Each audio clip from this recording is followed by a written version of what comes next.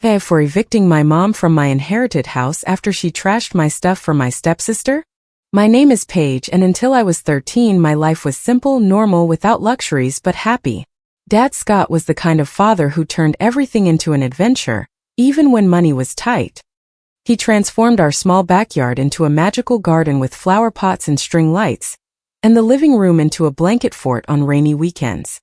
Mom Susan was different, more serious, always dreaming of a bigger house and a more elegant lifestyle. Still, in those years their differences seemed to fit together, or at least I thought so. I was happy. "Paige, honey, do you want to spend the weekend with Grandpa?" Mom would ask me often. I would jump for joy, not because I did not want to be at home, but because Grandpa William's house had always been like a second home to me. It was an old 2-story house with creaky wooden floors and nooks and crannies everywhere. I loved exploring every corner as if it were a castle. "Your mom needs time alone with your dad," Grandpa would tell me when I arrived with my backpack. And then he would add with a calm smile, "And I need time with my favorite granddaughter." I understood more than the adults thought. I knew my parents also had to take care of their relationship. That did not hurt me. On the contrary, it made me feel grown up and important. With Grandpa, I listened to stories from my dad's childhood, about when he got into trouble at school or how he was almost expelled for playing soccer in the bank hallway. Grandpa had been a bank manager and used every breakfast to explain things about money and saving to me in simple words, while he made the best pancakes in the world and served them on the back porch with coffee for him and chocolate milk for me. "You know, Paige," he said to me once while we were eating, "your mom dreams of a house like this, big, with a garden and everything in order." I took a bite of my pancake and looked at him curiously. "But there is something more important than a big house," he continued, looking at me seriously. "What is important is that the house has love in it." I nodded. I understood it even at that age. Our apartment was small, but it was full of laughter. Dad would come home tired from the insurance company, lift me into his arms and spin me around until I was dizzy. Then he would cover Mom in kisses until she ended up laughing, even if she had had a bad day. In those moments our place seemed huge. It seemed like enough, until everything changed quickly. I was 13 when Dad started losing weight strangely. At first he would laugh and say he was finally getting in shape, that he did not need a diet anymore. But his eyes told a different story. The visits to the doctor became more frequent.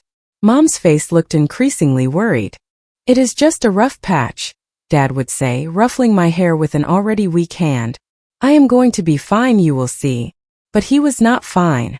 He was not fine at all. The diagnosis was pancreatic cancer, an aggressive form. The disease consumed him in a matter of months, like a fire that cannot be put out. My strong, cheerful dad slowly became a shadow of his former self. I watched him lose his strength while Mom tried to hold everything together, but her hands were trembling too. The last conversation we had is forever etched in my memory. He was in the hospital bed, his skin pale, his breathing heavy. His hand barely had the strength to squeeze mine.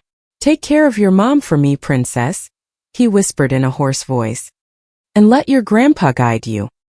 He is wiser than all of us combined." I wanted to say so many things, but nothing came out. A short time later Dad was gone. He died. And with him went the brightest part of our home. The year after his death was like walking through a thick fog. Mom fell into a depression so deep that sometimes she did not seem to even see me. I guess I reminded her too much of him. She would look at me and see the man she had lost, and then she would look away. Thank goodness for Grandpa William. He became my rock, my safe harbor. Going to live with him was no longer a temporary solution. It became my new normal. I slept in the room that had been my dad's when he was young. On the walls were still his photos, his sports trophies, his old books. Grandpa made sure I did well in school. He sat with me to do homework and explained math with infinite patience. He tried to fill the void my parents had left, one through death, the other through her grief. Mom called from time to time, but her voice sounded distant and disconnected. Her visits were even rarer. She would show up, stay for a little while, barely look me in the eyes, and leave in a hurry. I learned to stop expecting anything different. I stopped insisting until exactly 1 year and 2 months after my dad's death. Everything was shaken up again. On a sunny Saturday morning, Mom arrived at Grandpa's house. When I opened the door, I almost did not recognize her. She was no longer the widow dressed in black who cried in the darkness of the apartment. She was wearing a bright yellow dress and had a new haircut. She looked well kept, made up, almost radiant. Her face shone with a happiness that confused me.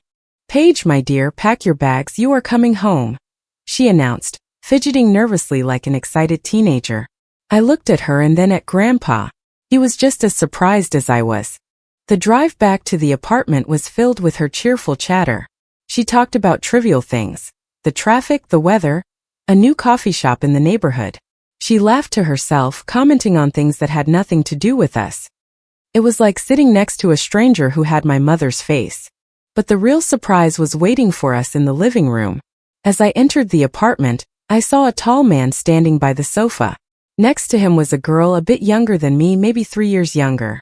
They both smiled awkwardly when they saw us. Mom almost ran toward them. "Paige, I would like you to meet Greg and his daughter Lily," she said in a sweet voice. "Greg is my fiancé, and Lily is going to be your new sister. We are getting married very soon." The room started to spin. I felt my heart pounding in my chest. What? I thought. When did all this happen?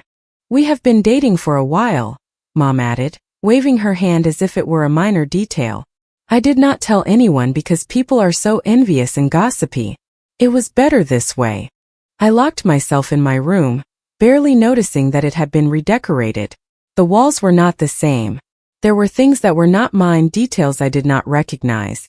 With trembling hands, I took out my phone and called Grandpa. "Grandpa, Mom has a fiancé," I whispered as soon as he answered.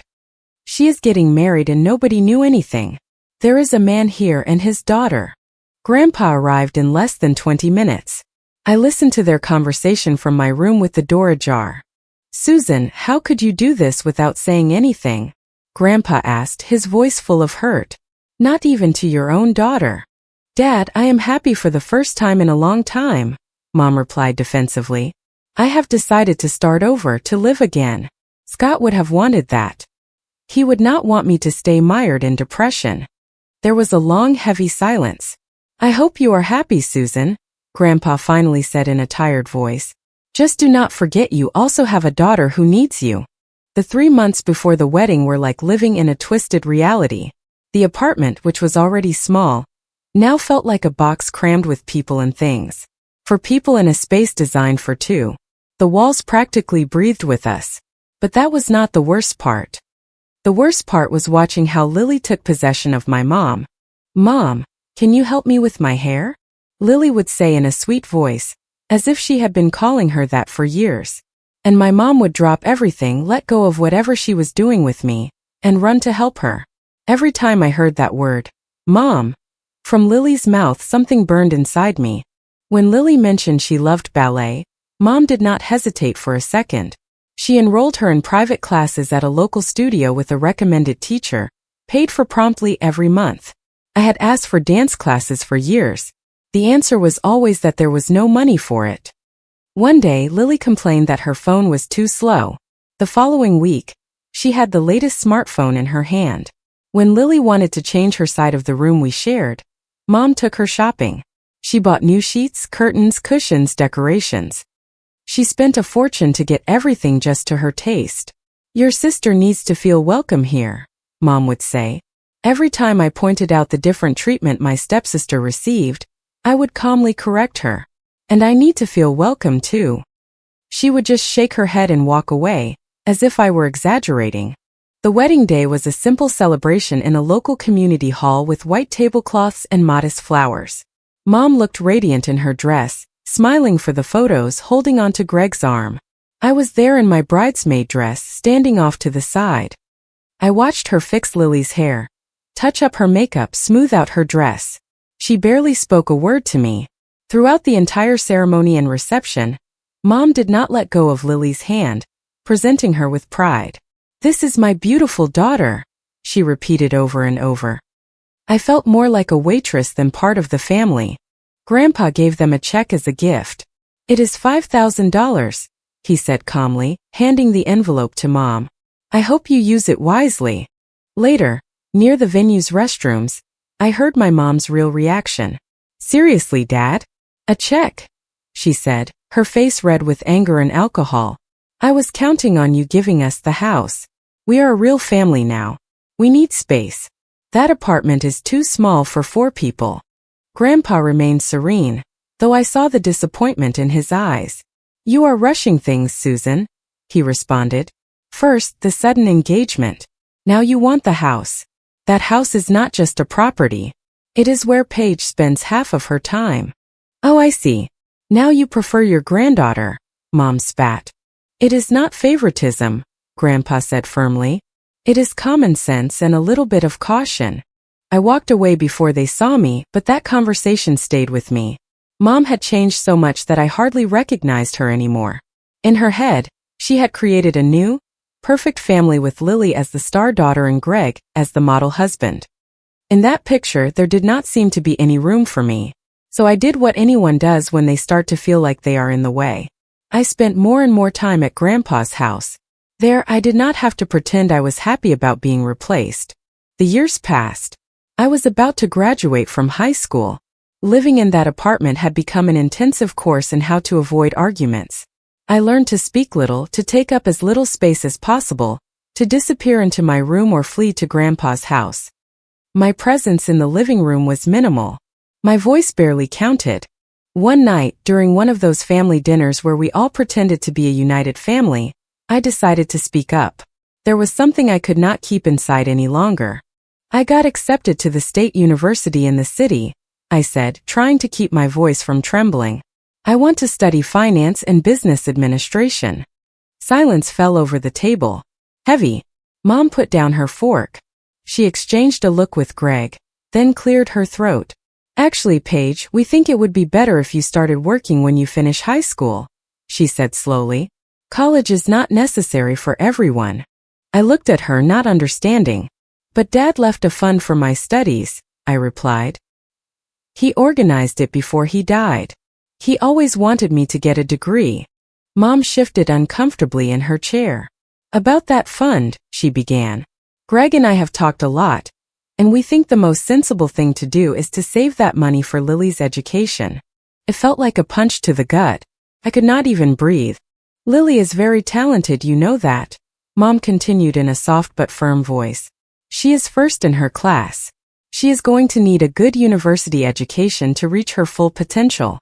Greg nodded seriously.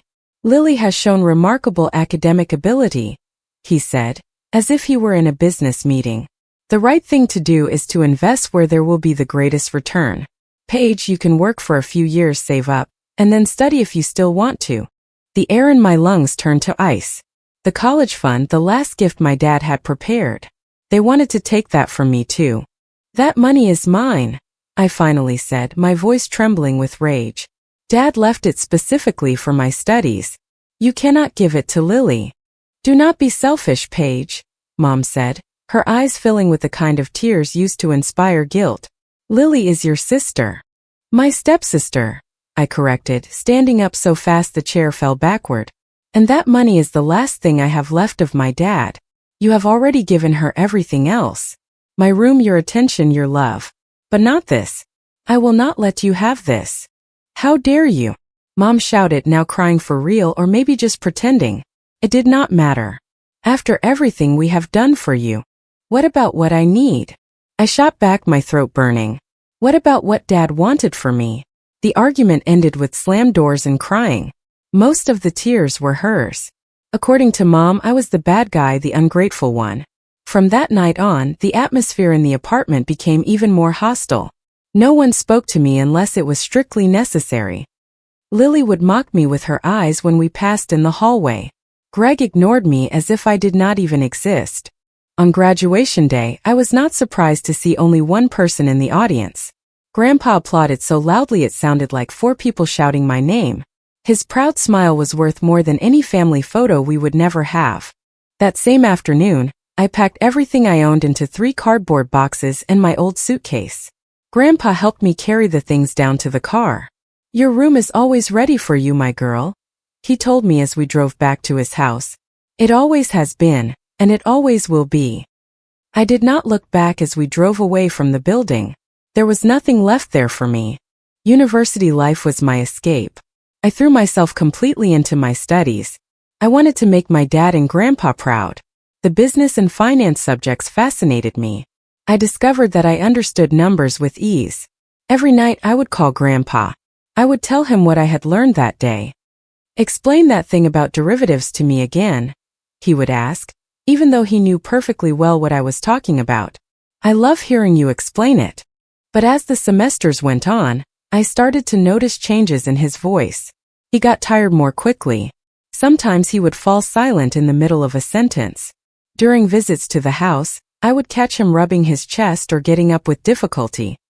"It is just old age," he would say when I asked. "Do not worry, my girl, I am just getting old."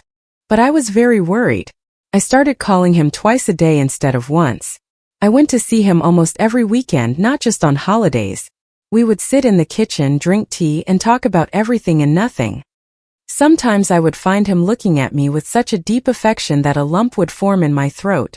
In the middle of my final semester, my phone rang with a number that rarely appeared on the screen anymore. It was Mom. The first call in 4 years. I answered on impulse. "Your grandfather died last night," she said in a flat, emotionless voice. "The funeral is on Thursday at 2 o'clock in the afternoon at Maple Grove Funeral Home." The phone slipped from my hand. I do not really remember what happened next. My roommate found me on the floor, curled up in a ball, crying uncontrollably. Thursday arrived too quickly and at the same time felt like it would never come.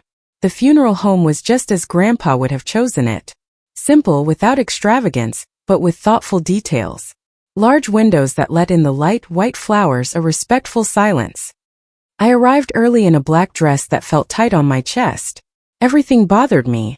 The clothes, the light, the air. Everything was wrong because he was not there to joke or to tell me not to cry so much. I expected to see Mom and her family, but they were not there.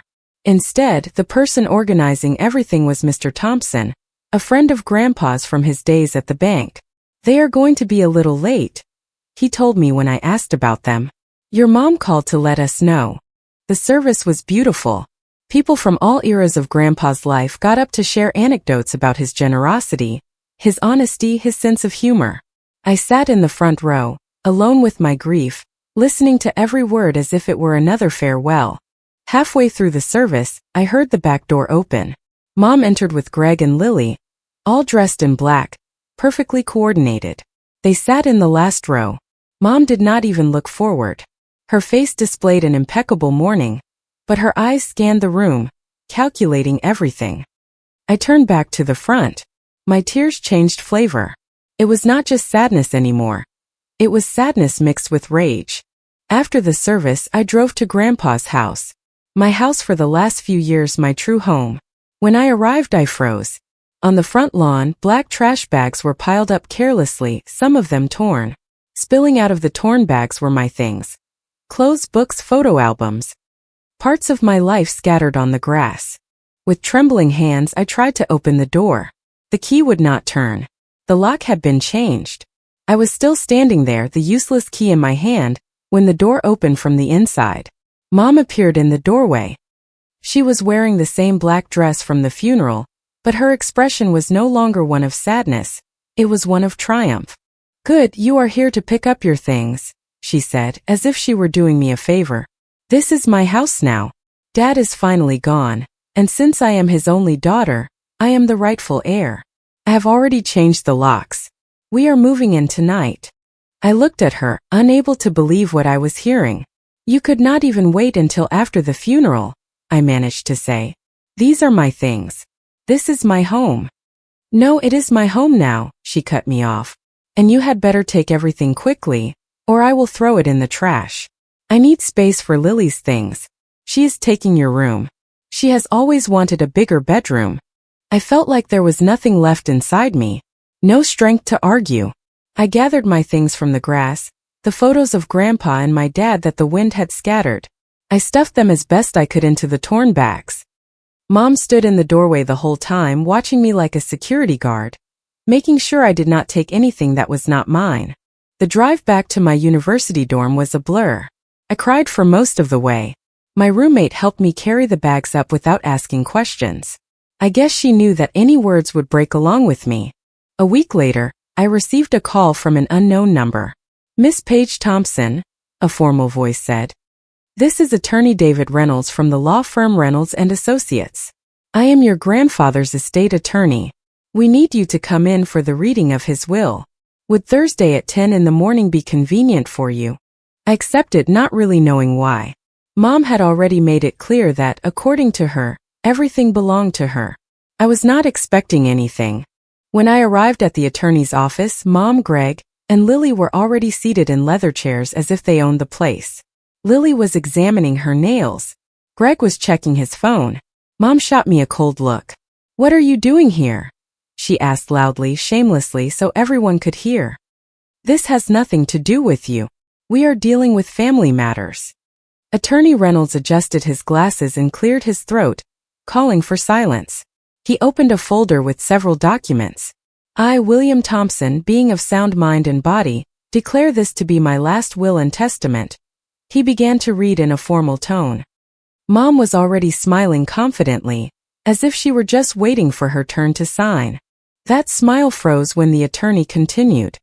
To my beloved granddaughter Paige Thompson, I leave the house located at 1542 Oakwood Lane, with everything contained within, as well as the entirety of my savings account, which I built over a lifetime of work and which amounts to $475,000. The room fell silent.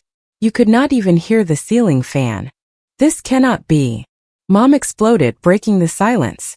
She shot up from her seat and snatched the document from the attorney's hands. Where is my part? I am his daughter. Attorney Reynolds calmly retrieved the paper. Your father's provisions are very clear, Mrs. Thompson, he said. He leaves everything to Miss Paige Thompson. There is no allocation in your favor.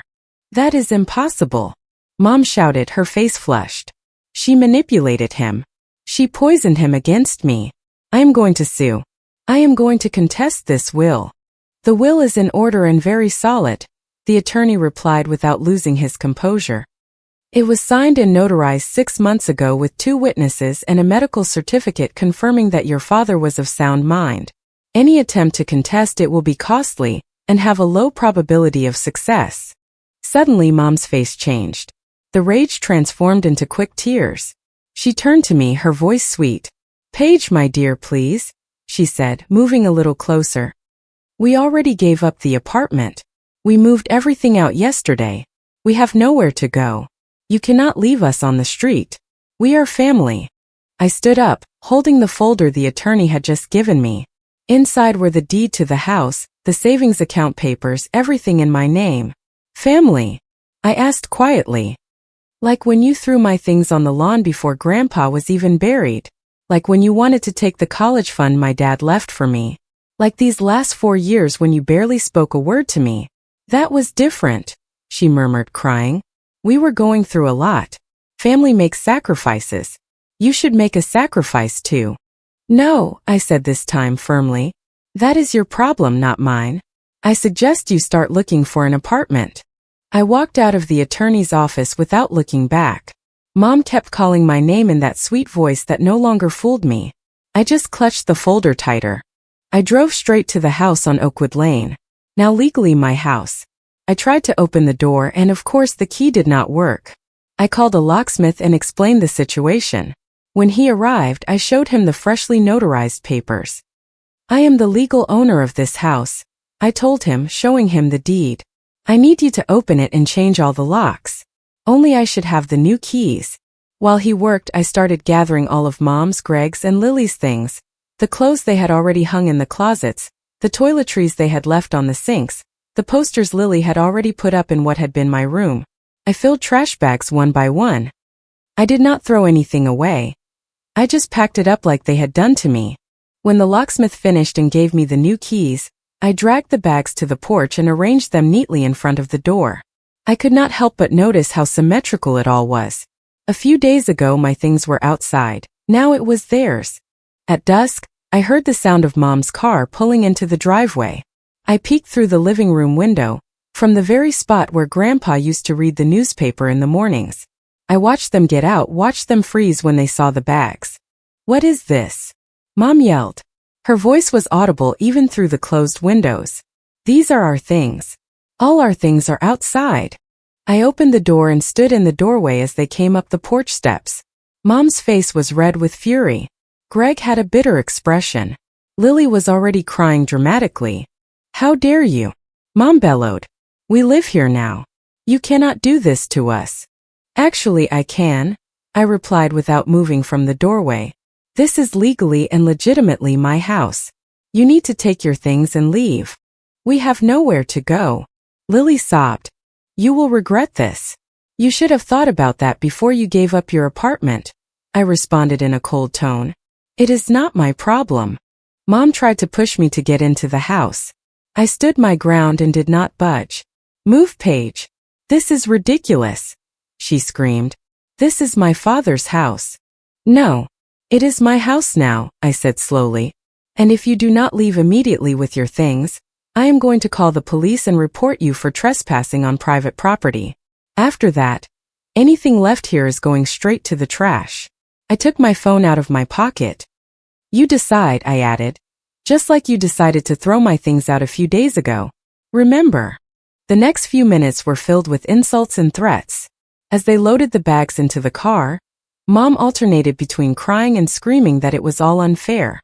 Lily kept repeating that I was going to regret it. Greg mumbled something about finding a way to contest the will. When they had loaded the last bag, Mom turned to me one more time. You are no longer my daughter, she said, her eyes full of hatred.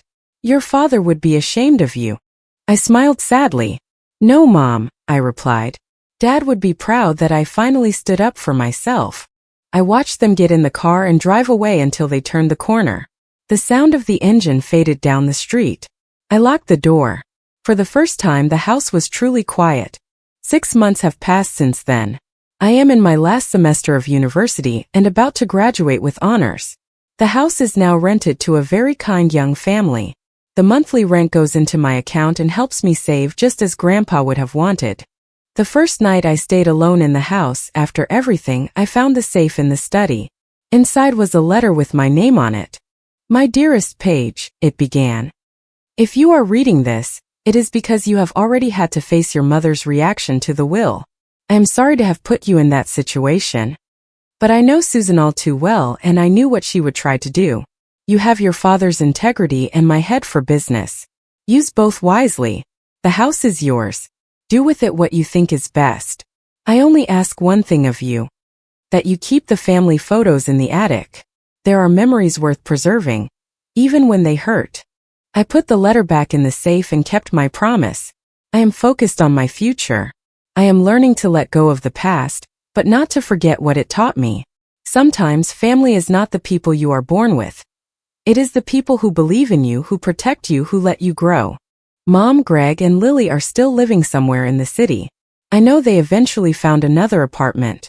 They have tried to contact me a couple of times, almost always when they need something. I do not answer. Some chapters in life are best left closed. Comment. This one really hit close to home for me, and I hope it gave you something to think about too. I have learned that protecting your self-respect is crucial, even when it is difficult. Setting firm boundaries is an important way to show yourself love and care. Sometimes choosing peace means creating distance from those who keep hurting you. Taking responsibility for your own well-being is a sign of true strength. Real healing starts the moment you decide you deserve better. I encourage you to look at your own relationships with fresh eyes. You are worthy of love that feels safe and respectful. Always remember that you have the power to choose the life you deserve. If you liked it, don't forget to leave a comment and support the channel by subscribing. See you in the upcoming stories.